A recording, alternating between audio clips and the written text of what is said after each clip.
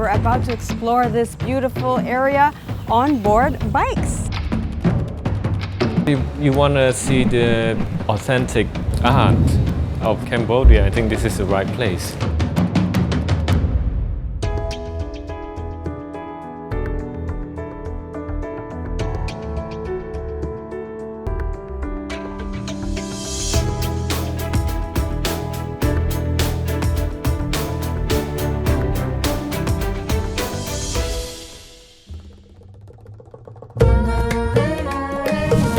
Welcome to the final episode of AirAsia RedTalks Season 2. This season we formed various connections that widened our perspective of the world, opened our palate to new flavors, and endeared us to people with inspiring life stories.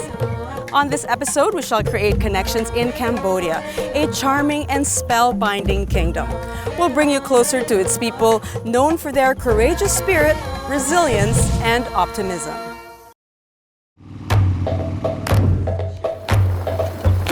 Here you'll find people who have faced poverty, wars, and political upheavals, and yet have risen above their struggles. Let's get to know them and the place they call home.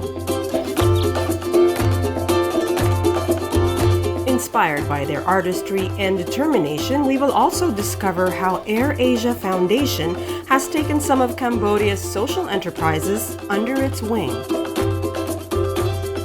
We just took the fly-through from Kuala Lumpur and we're now here in Battambang, and we're about to explore this beautiful area on board bikes. So join me!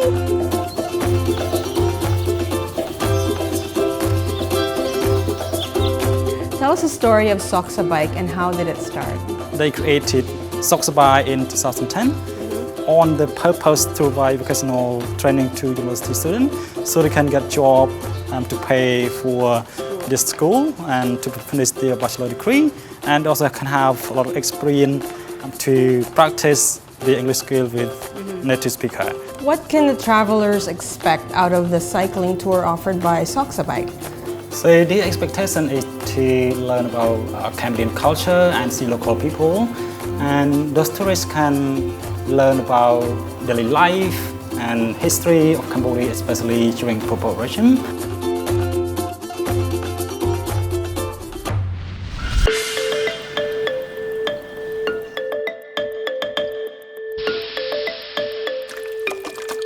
Family makes rice paper. Looks like this is where they dry it, huh? Yeah, so for spring roll. Lumpia in our culture. What do you call that in Malaysia? Yeah, we have lumpia. Yeah. But it's slightly different because we don't have the rice one. Yeah. Ours is the egg one.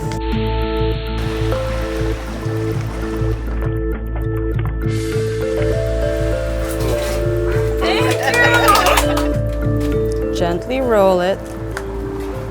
Oh, nice. Nice. You can get a job. I love it. It's so relaxing.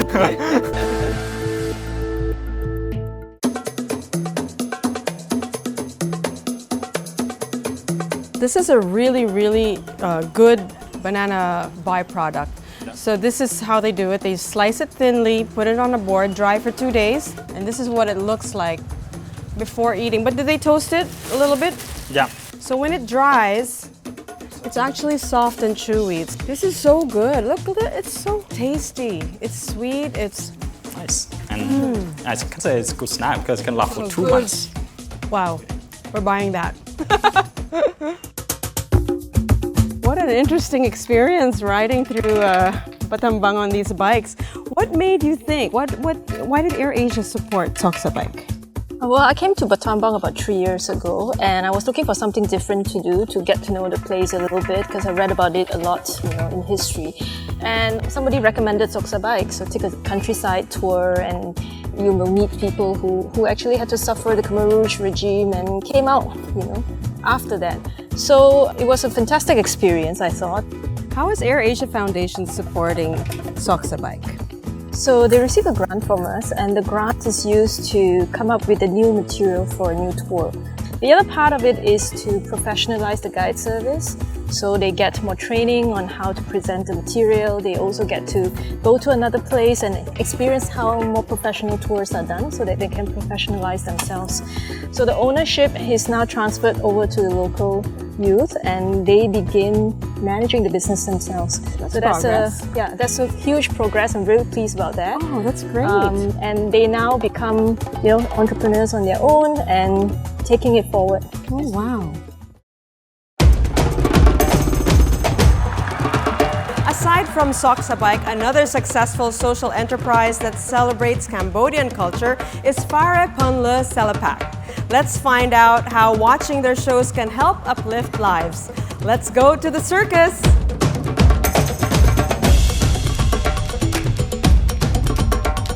How has Phare helped improve the lives of others? We saw that our community changed a lot. They can sing, they can improve their life.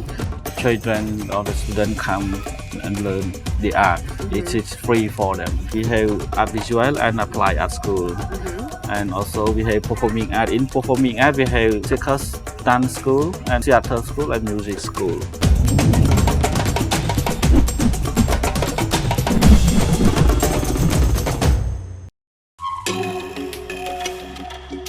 After the war in Cambodia, people were in search of ways to survive and cope with grief. Some of them found comfort in art, and this brought to life a new generation of artists. Today we'll meet one of the well-known figures in Battambang's thriving art scene. How would you describe the current art scene in Cambodia? Of course, the war had finished for a long time. I feel like we are reborn.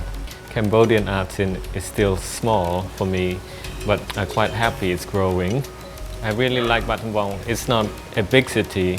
I think if you want to see the authentic art of Cambodia, I think this is the right place.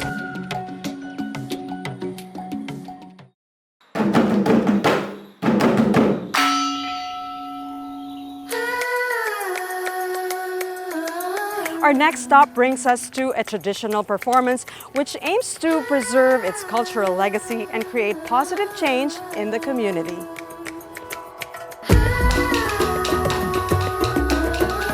Please tell us a story of Experience Cambodian Living Arts program. It's a cultural enterprise that put on regular dance show at the National Museum, organizing interactive art workshop and hosting family school trip and organizing tour for artists nationally and internationally. How has your partnership with AirAsia Foundation helped Cambodian Living Arts? With the support from AirAsia Foundation, with the grant, we were able to set up a program, form a team and build our venue. In terms of press promotion, they try to promote our work and also inviting us to join conferences, training to have our program grow. Mete is one of the groups supported by Cambodian Living Arts. What is the meaning of that name and why did you choose it for your group?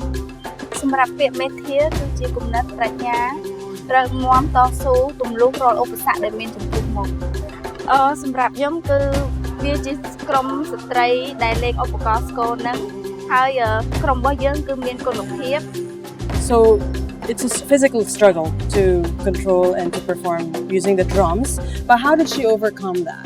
ពេលដែលខ្ញុំអាចជំនាញបានគឺនៅក្នុងក្រុមរបស់ខ្ញុំមានពាក្យមួយដែលគេថាមនុស្សស្រីមិនអាចវាយស្គរបានដូចជាបុរសទេយើងមានបញ្ញាយើងមានដៃយើងមានជើងយើងអាចធ្វើបានដូចជាបុរសដែរយើងតស៊ូទោះបីលំបាកយ៉ាងណាក៏យើងតស៊ូមកដល់បានបង្កើតក្រុមនឹងមក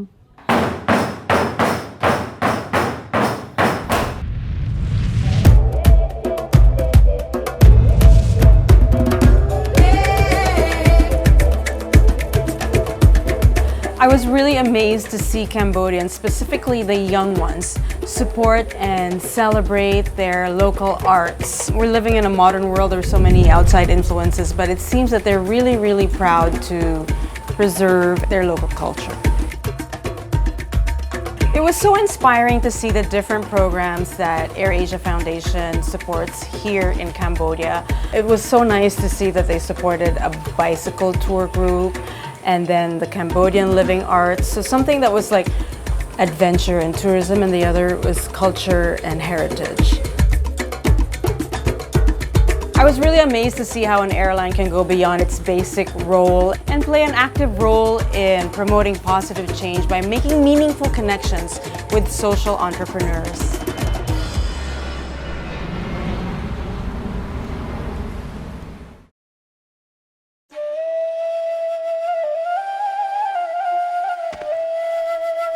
Dear stranger, I heard we're connected by the same land you toil on day and night that brings food to the table, the same land I walk on to get to my destination.